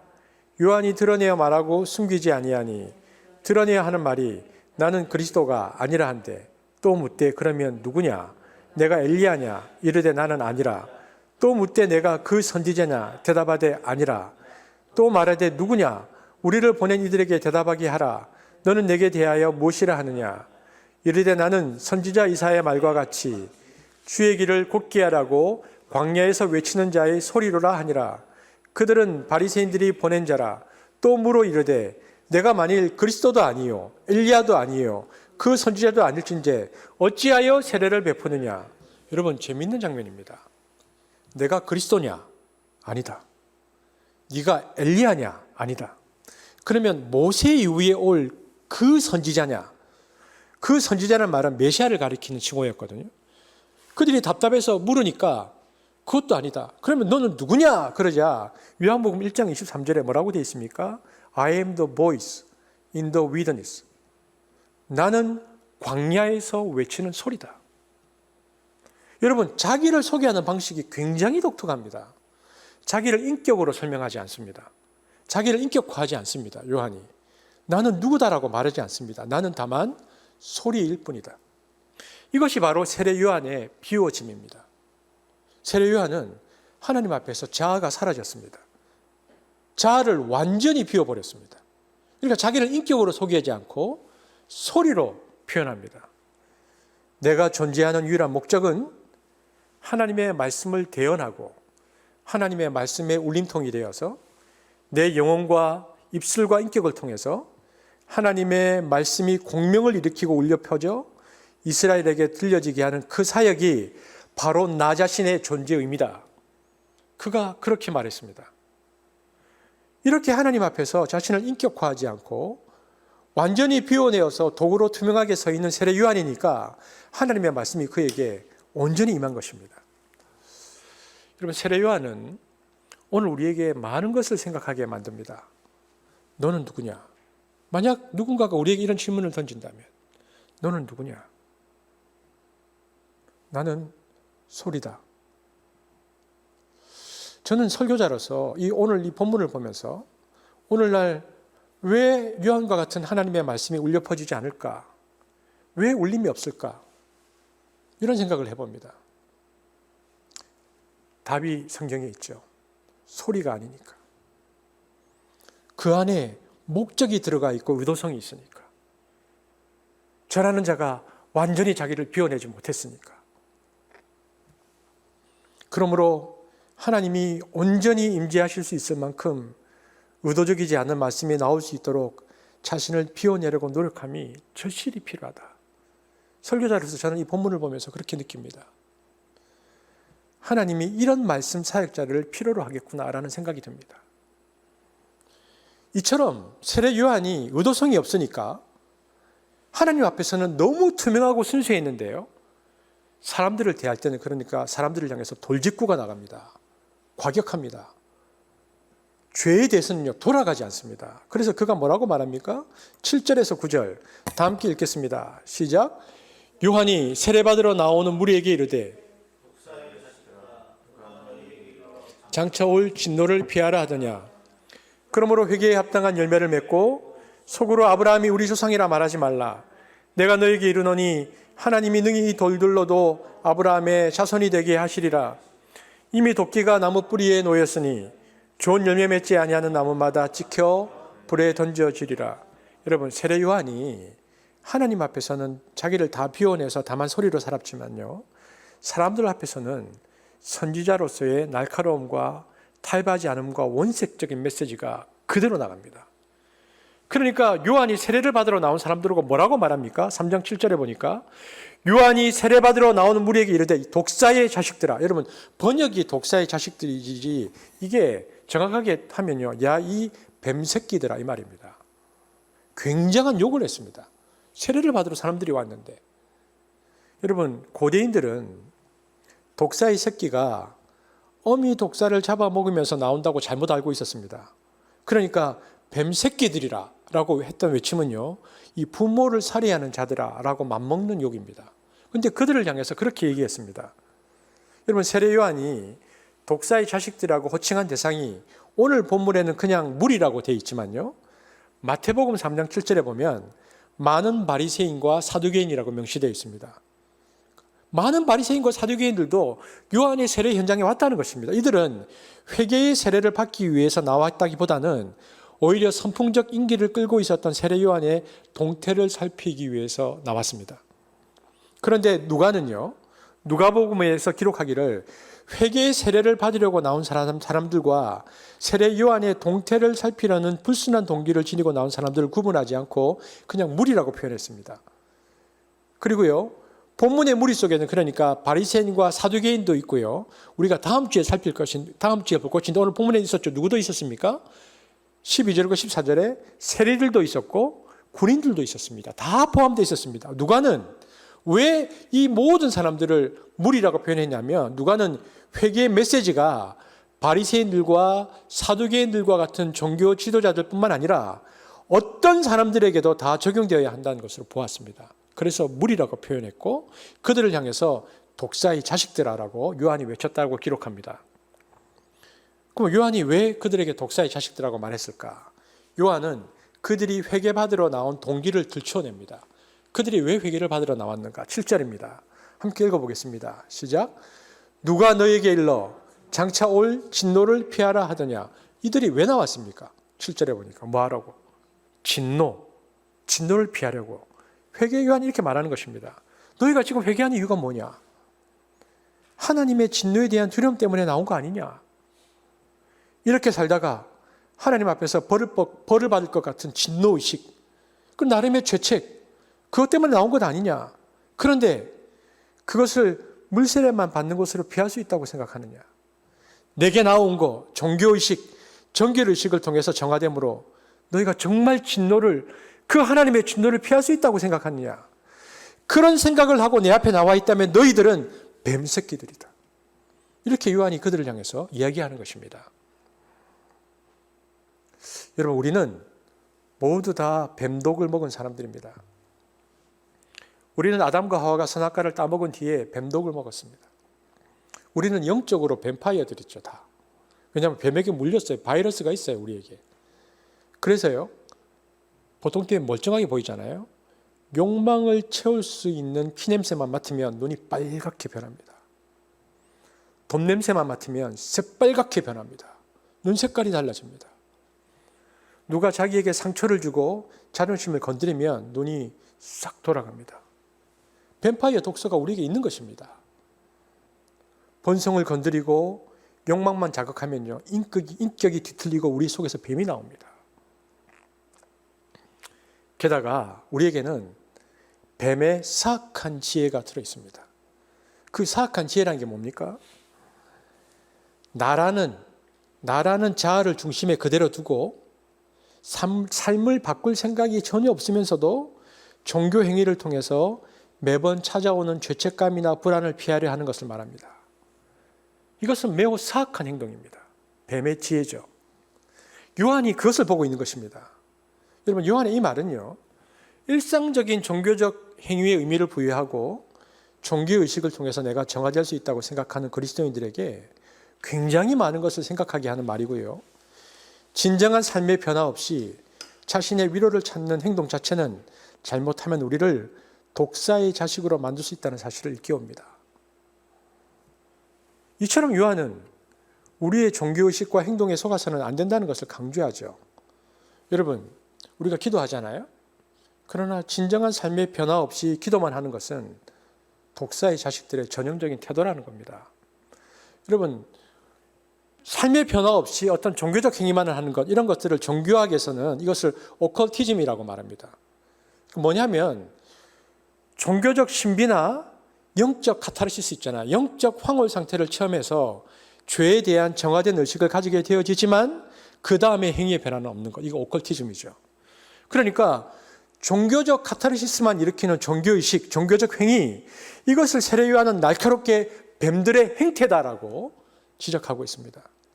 그러면 지구상의 많은 이단 종파들의 행태를 보면요, 그들 속에 진정한 삶의 변화는 없고 종교적 열광, 황홀 상태, 신비 체험만이 흘러넘칩니다. 전형적인 뱀들의 행태죠. 여러분, 영적 카타르시스 있잖아요. 영적으로 우리가 한참 고양되는 거, 영적 카타시스라는 것은요, 여러분 다 경험해 보셨을 거예요. 많이 모여서 소리 지르면 뭔가 일어난 것 같고 하나님 계신 것 같아요. 악기가 많으면요, 그게 쉽게 일어나요. 큰 소리로 울며 퍼지면요, 동화가 빨리 일어납니다. 그리고 그 시간에는요, 살면서 가지는 어떤 아픔과 상처가 다 빠져나가는 듯한 느낌이 드니까 시원합니다. 그래서 집회가 마치 막 사람들이 얼굴이 펴져서 나가요. 그런데 삶으로 돌아가서는 똑같이 삽니다. 그리고는 일주일 지나서 또 눌려서 오죠. 백약이 무효입니다. 이게 뭡니까? 이게 중독입니다. 여러분, 이건 중독입니다. 여러분, 예배드리고 나면 속이 시원해졌습니까? 좋은 일이죠. 정사라도 풀렸으니까. 그러나 의지의 결단이 없으면 나를 속이는 것이고 하나님을 속이는 것입니다. 그것을 독사의 자식이라고 불렀습니다. 여러분, 뱀의 자식들은 하나님 앞에서 정서적 카타르시스만 하고 떠납니다. 이것이 굉장히 무서운 말입니다. 이것은 한국 교회, 한국 성도의 신앙의 본질을 꿰뚫고 한 말입니다. 그런 식으로 신앙생활하고 그런 식으로 카타르시스를 느끼는 반복적 습관을 가지면요, 종교는 정서적 아편이고 마약입니다. 여러분, 그토록 부르짖는 사람들이 한국 교회에 많이 있는데 왜 한국 사회의 윤리의 변화가 일어나지 않습니까? 왜 한국 사회에 도덕적인 변화가 없습니까? 여러분, 100년 동안 1907년에 평양에서부터 시작된 이 성령, 100년 동안 성령이 이 땅 가운데 역사했는데 왜 변화가 없는가? 카타르시스하고 끝냈기 때문입니다. 그렇게 예언도 하고 방언도 하면서요, 집에 가면서 옆집 담 넘어 호박 뜯고 갑니다. 이렇게 되면 한국 교회는 뱀의 자식이 되는 겁니다. 오늘 요한이 얼마나 무서운 말을 하고 있는 것인지 모릅니다. 여러분, 우리가 예배 나오는 이유가 뭡니까? 지금도 이 영상을 보고 있는 이유가 무엇입니까?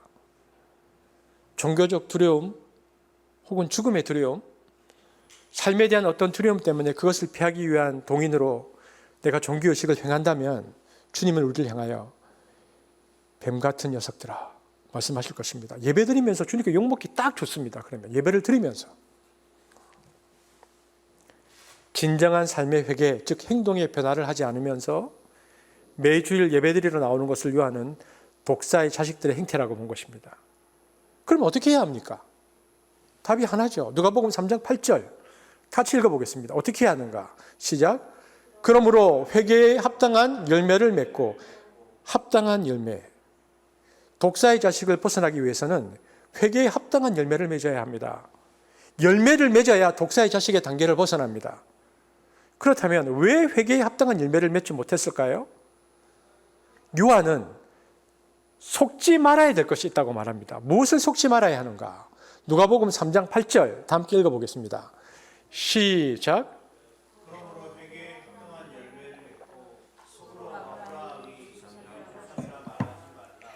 내가 너희에게 이르노니 하나님이 능히 이 돌들로도 아브라함의 자손이 되게. 여러분, 여기서 주목해야 될 것이 무엇일까요? 속으로. 세례받으러 나온 사람들이 세례받으러 나와서 속으로 무슨 생각을 한다는 겁니다. 속으로. 여러분, 유대인들은요, 유대인들의 아니라면서도 위험한 사고는 제가 설교 초대기도 얘기했지만 자신들이 아브라함의 자손으로서 택함을 받은 백성이라는 고정관념입니다. 유대인들은 아브라함의 혈통을 이어받았다는 것만으로 우리는 하나님의 자녀라는 의식을 가지고 있었고요. 그러므로 우리는 천국에 갈 수 있다라고 생각하고 있었죠. 그런데 세례 요한이 말하기를 아브라함의 자손이라는 전통이나 종교적인 자아는 하나님 앞에 광야의 돌덩어리와 같은 가치밖에 없다. 즉 무가치함을 선포했습니다. 누가복음 3장 8절 다시 한번 읽어볼까요? 시작. 그러므로 회개에 합당한 열매를 맺고 속으로 아브라함이 우리 조상이라 말하지 말라. 내가 너에게 이르노니 하나님이 능히 이 돌들로도 아브라함의 자손이 되게 하시리라. 아브라함의 자손이라는 것이 대단한 것이 아님을 알리기 위해서 땅에 떨어져 있는 돌들도 하나님께서 아브라함의 자손이 되게 하실 수 있다라고 요한이 말하고 있는 겁니다. 유대인이라는 혈통, 종교적 행위 때문에 자신이 의롭고 하나님의 나라를 차지할 자격이 있다는 그 고집을 버리고 자신들이 회개의 대상임을 인정해야 한다. 너희들이 그것을 인정해야 한다. 중요한 것은 아브라함이 우리 조상이라는 헛된 자부심이 아니라 하나님 앞에 죄인임을 인정하고 돌이켜서 회개에 합당한 열매를 맺는 것이 급선무다. 이렇게 요한이 말하고 있는 것입니다. 여러분, 그렇다면 이것을 우리에게 적용해 볼까요? 아브라함의 자손이라는 말이 무슨 말입니까? 여러분, 종교적 경력입니다. 나 예수 믿은 지 10년 됐어. 나 청년 때 리더했어. 나 청년 때 조장했어. 나 선교단체 간사했어. 나 신학도 했어. 나 목사야. 나 장로 된 지 오래됐어. 나 권사 된 지 오래됐어. 나 신앙 4대째가 우리 집안 이 신앙의 4대째야. 나 모태 신앙이야. 우리는 내가 아브라함의 자손이라는 가족력, 경력, 신앙의 전통, 오래 예수 믿은 집안 이런 것들을 자랑합니다. 사람들에게. 그런데 요한이 무엇이라고 말합니까? 이런 것이 착각이라고 말하는 거죠. 아브라함의 자손이라고? 요한이 무엇이라고 말합니까? 그런 것 자랑하지 마라. 그것은 진정한 회개의 열매를 맺지 못하게 하는 걸림돌일 뿐이다. 그것의 가치는 돌의 가치에 불과하다. 그건 아무것도 아니야 라고 말하는 것이죠. 누가복음 3장 8절 다시 한번 읽겠습니다. 시작. 그러므로 회개에 합당한 열매를 맺고 속으로 아브라함이 우리 조상이라 말하지 말라. 내가 너에게 이르노니 하나님이 능히 이 돌들로도 아브라함의 자손이 되게 하시리라. 우리가 그동안 쌓아왔던 신앙생활의 경력이나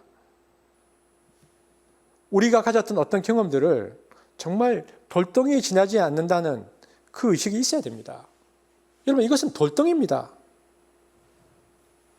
그런 자기에 대한 정직한 가치 판단을 하나님 앞에서 해야 회개에 나가는 것이지, 내가 내 나름대로의 신앙의 경력과 체험을 가지고 있으면서 나는 아브라함의 자손인데 라고 생각을 가지고 있으면 그들은 열매를 맺는 진정한 회개에 나가지 못한다. 그러므로 교회 생활을 오래 한 사람일수록 돌이 쌓이지 않도록 조심해야 하는 것입니다. 요한은 우리의 종교 경력, 종교 의식과 행동에 속아서는 안 된다는 것을 강조합니다. 이것은 돌의 가치에 불과하다고 철저히 요한은 평가절하합니다. 그래서 요한은 오래된 성도, 종교 의식에 익숙한 성도들을 향해서 어떤 도전을 던지는데요. 오래된 성도, 그리고 종교 의식에 익숙한 성도들의 변화없는 삶의 뿌리에 무엇인가 있다고 말해줍니다. 그 뿌리에 무엇이 있는가? 요한은 그들의 변함없는 삶의 뿌리에 하나님의 진노의 도끼의 날이 놓여져 있다. 이렇게 말합니다. 누가복음 3장 9절 같이 읽겠습니다. 시작. 이미 도끼가 나무 뿌리에 놓였으니 좋은 열매 맺지 아니하는 나무마다 찍혀 불에 던져지리라. 도끼가 나무 뿌리에 놓였습니다. 아무 변화를, 행동에 그 어떤 변화도 하지 않는 사람의 그 사람의 삶의 뿌리에 도끼가 놓여 있다. 임박한 진노, 하나님의 진노가 있다는 것입니다.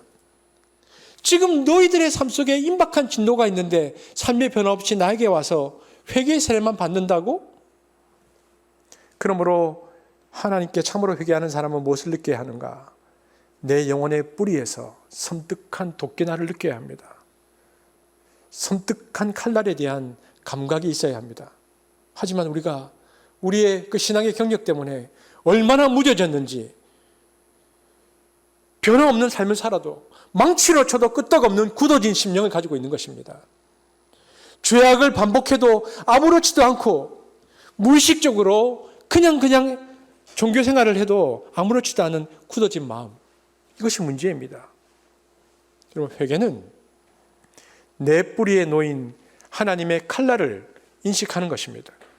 도끼날을 인식하는 것입니다. 새파랗게 다듬어진, 치면 찍혀나가는 여기에 대한 인식만이 우리를 진정한 회개에 이르게 합니다.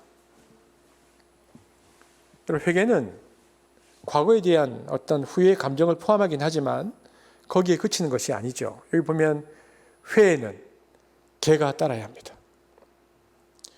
지금까지의 삶의 방식을 철저히 포기하고 새로운 방향으로 나아가는 것이 복음적 회개입니다. 그래서 회개를 뜻하는 단어 메타노이아는 방향 전환을 뜻합니다. 무슨 말이냐? 즉 자신이 의지적으로 이전에 걸어왔던 길을 버리고 삶의 불편을 감수하면서라도 하나님의 길의 시작인 광야 길로 나가는 것, 이것이 회개입니다. 여러분, 성경의 가르침은 유심론이 아니라 실천론입니다. 그래서 진정한 신앙은 삶을 변혁하는 것이죠. 진정한 회개는 행위를 수반하는 것입니다. 그러므로 의지의 방향 전환이 없는 회개는 거짓 회개입니다. 거기에 중독되면 뱀의 새끼로 삽니다. 어떻게든지 회개에 합당한 열매를 맺어야 합니다. 그렇다면 예배 시간에 어떤 사람이 정말 회개하는 사람입니까? 그냥 눈물 한번 흘리고 속이 시원해지는 사람이 아니고 소리 지르고 가슴 찢는 사람이 아니고요. 예배 시간에 이를 악무는 사람입니다. 다시 죄짓지 말아야지. 어금니를 꽉 깨무는 사람. 내가 다시는 이렇게 살지 않아야지. 결단을 하는 사람. 이 사람이 정말 회개하는 사람입니다. 교회는 하나님에 대해서 말하고 끝나는 곳이 아니고요. 세상을 바꾸는 종말론적인 대안 공동체입니다. 변혁하는 공동체죠. 세상 질서를 하나님의 질서로 바꾸는 것이 교회입니다. 돈과 권력과 욕망으로 가득 찬 이 세계 질서를 진리와 하나님의 말씀으로 바꾸어 나가는 것이 교회입니다. 여러분, 프로테스탄트라는 말이 저항하는 공동체라는 뜻이잖아요. 그런데 오늘 한국 교회는 세상에 저항할 힘을 잃어버렸고 오히려 세상이 투항했고 세상의 포로가 되어서 자기 정체성을 잃어버린 듯합니다. 이것을 회복하는 것이 그래서 요한의 운동이고 예수님께서 이것을 외우셨습니다. 세상의 가치에 저항하고 방향을 바꾸어 돌이키라. 회개에 합당한 열매를 맺으라. 여러분, 그 일은 거대 담론으로부터 시작되는 것이 아니고 작은 공동체로부터 시작하고요. 그 합당한 열매를 위한 방향 전환을 시작할 때에 하나님께서 그 작은 공동체에 함께 하실 것이고 그런 공동체를 통해서 모든 육체가 하나님의 구원을 보게 될 것입니다. 하나님의 구원을 발견하게 될 것입니다. 한숲교회가 이곳에 세워진 지 10년이 되었습니다. 우리는 하나님의 숲, 건강한 나무가 되어서 건강한 나무들이 모여서 하나님의 숲이 되기를 원하는 마음으로 이곳에 하나님의 교회가 이곳에 세워지고 10년의 시간이 지났습니다. 생각해 봅니다. 합당한 열매를 맺었는가? 그러나 감사하게도 이 작은 공동체이지만 합당한 열매를 맺기 위한 방향 전환을 끝까지 하고 있는 한숨의 모습을 보면서 마침내 이 공동체를 통해서 모든 육체가 하나님의 구원을 발견하게 될 것이라는 소망과 기대도 가집니다. 이것을 위해 우리는 기도해야 합니다. 그런 교회가 되게 하시고 그런 사람들이 모이게 하여 주시고 그런 사람들이 함께 주님을 드러내는 공동체가 되게 해 주십시오. 이것이 우리의 기도 제목이어야 합니다. 회개에 합당한 열매를 맺는 한숲 공동체가 되어지기를 주님의 이름으로 축복합니다. 기도하시겠습니다. 사랑의 주님, 감사합니다. 오늘 우리는 세례 요한이 우리를 향하여 던지며 도전하는 회개의 정의를 듣습니다. 회개는 주님께서 오실 수 있는 고속도로를 놓는 것이다.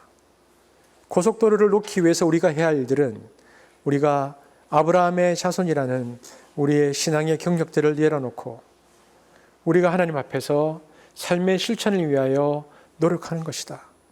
그리고 그 노력을 통하여 마침내 많은 사람들이 구원을 보게 하는 그 공동체로 쓰임받는 것이다. 주님, 이곳에 교회가 세워진 지 10년이 되었습니다. 이제 우리가 회개에 합당한 열매의 공동체가 되기 위하여 다시 한번 구하며 기도하오니 주님, 우리가 회개 공동체가 되게 하시며 열매의 공동체가 되게 하셔서 이 시대에 하나님의 나라를 이 땅 가운데에 전파하며 확장하는 데 쓰임받는 한숲이 되도록 사랑하는 성도들이 될 수 있도록 축복하여 주옵소서. 감사를 드리며 예수님 이름으로 기도합니다. 아멘. 우리 김태형 목사님 나오실 때까지 말씀을 개인적으로 또 적용하고 생각해 보시겠습니다.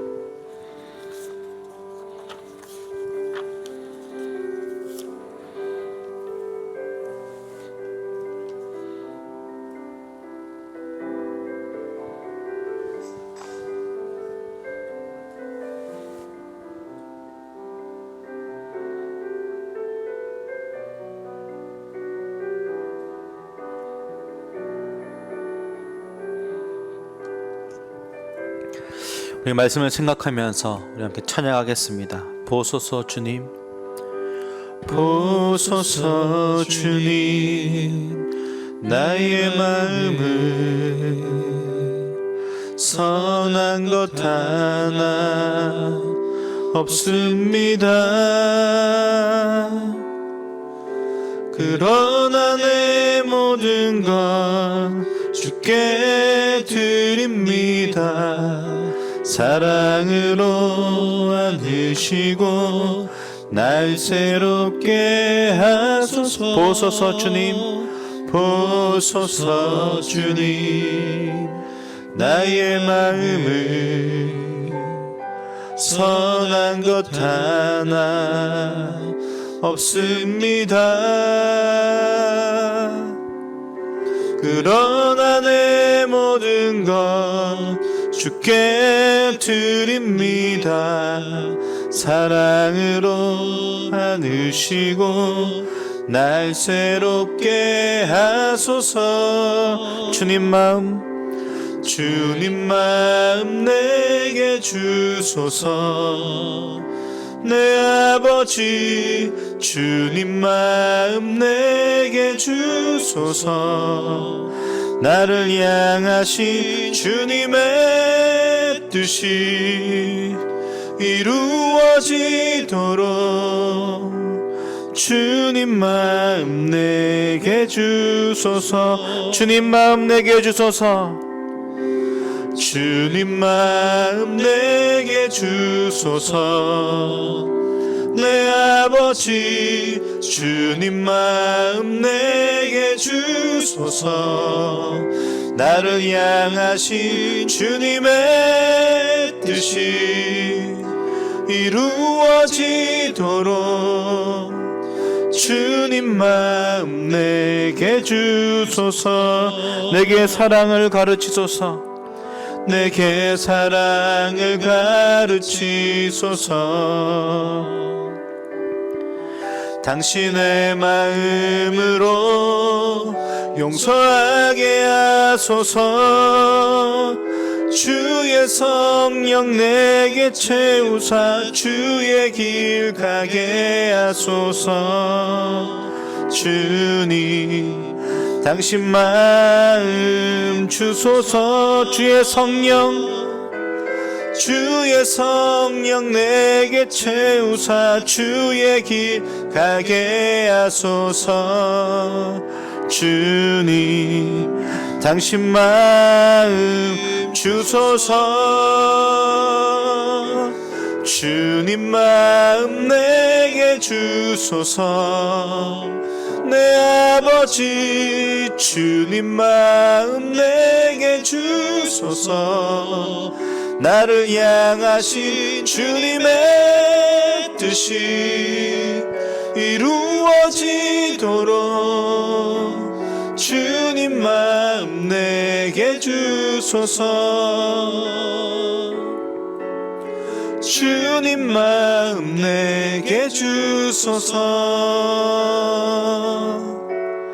주님 마음 내게 주소서. 아멘. 시간 준비된 헌금을 드리는 우리 시간을 가지도록 하겠습니다.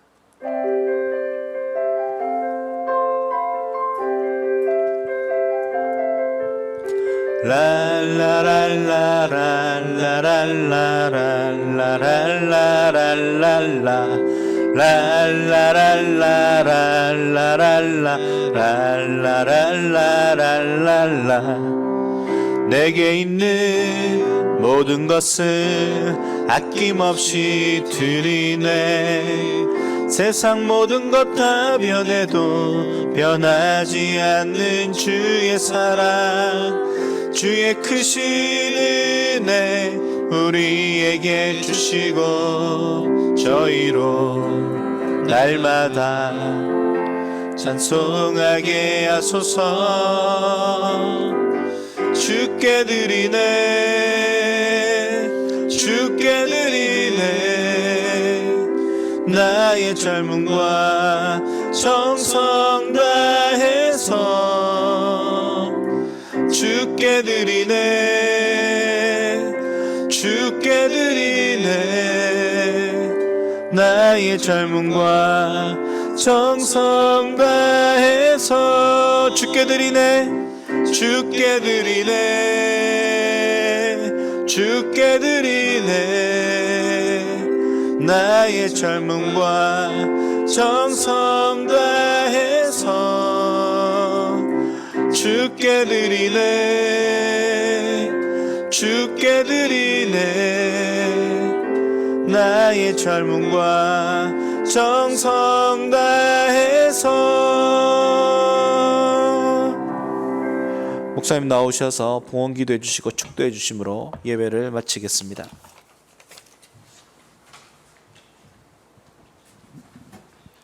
하나님 감사합니다.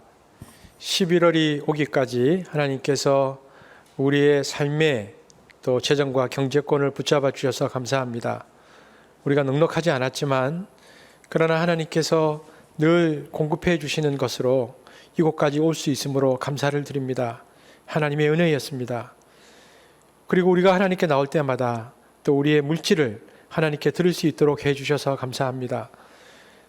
우리가 넉넉하지 않는 삶 속에 있다 할지라도 그것보다 더 중요한 하나님에 대한 우리의 신앙의 고백입니다.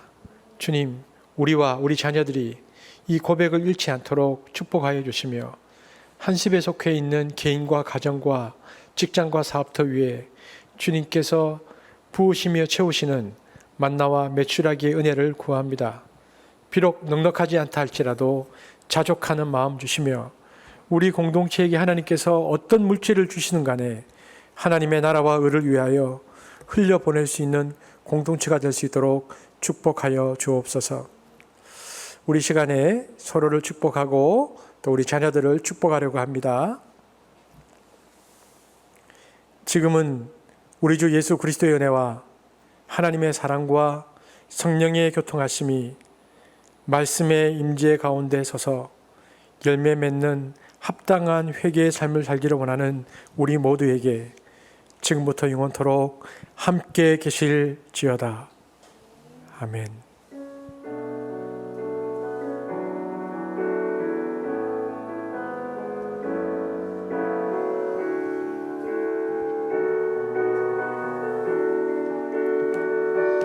모든 영광과 존귀와 능력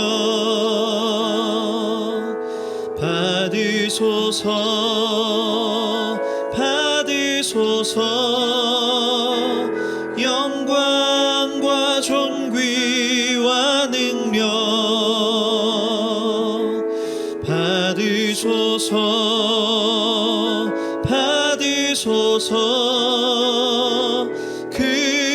그리스도 살아계신 하나님.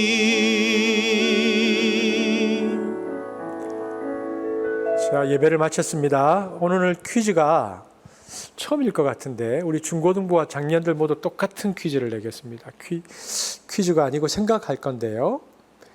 회개에 합당한 열매를 맺기 위해서 내가 바꾸어야 하는 방향이나 새롭게 결심해야 하는 것은 무엇입니까? 한번 다 같이 생각해 보시고 또 김태형 목사님에게 보내주시길 바랍니다. 우리 김태형 목사님 나오시겠습니다.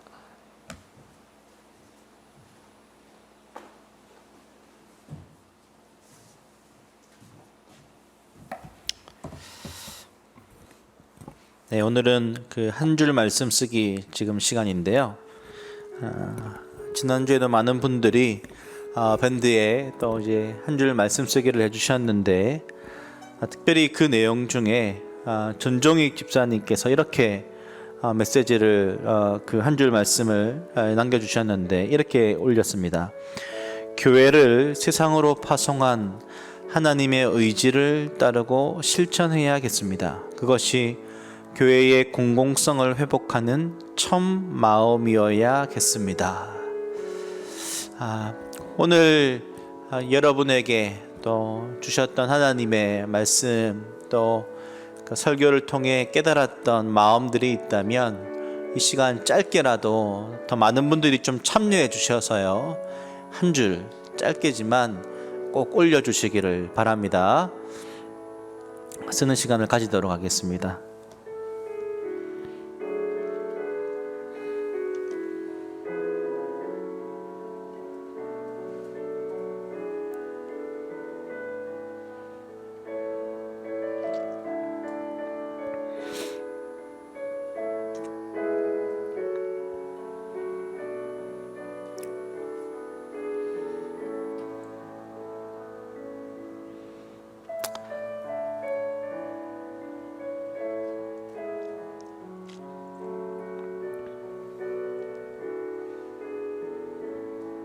네, 그럼 이제 광고를 짧게 드리도록 하겠습니다. 이제 오늘부터 저희들이 함께 또 터별로 이렇게 우리 예배를 드리는데요.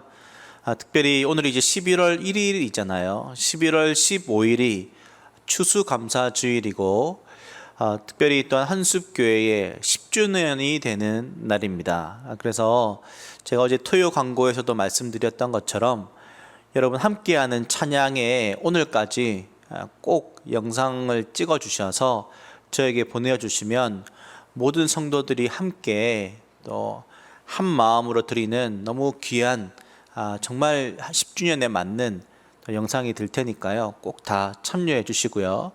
그리고 추수감사주일 성경 퀴즈 대회가 있는데 토요일 어제 저희가 한숲지기에게 다 전달을 드렸습니다. 터기들 확인해 주시고 예상 문제집을 꼭 보시고 또 한 번 더 성경 퀴즈 대회에 또 즐겁게 참여하는 시간이 되었으면 좋겠습니다. 이제 마지막 광고인데요. 이제 광고 후에 찬양이 하나 나갈 텐데요. 이것은 제가 편집한 것이 아닙니다. 아주 멀리서 온 찬양인데 특별한 찬양이니까요. 끝까지 보시고 즐거운 시간 되시기를 바랍니다. 네, 수고하셨습니다. 다음 주에 봐요.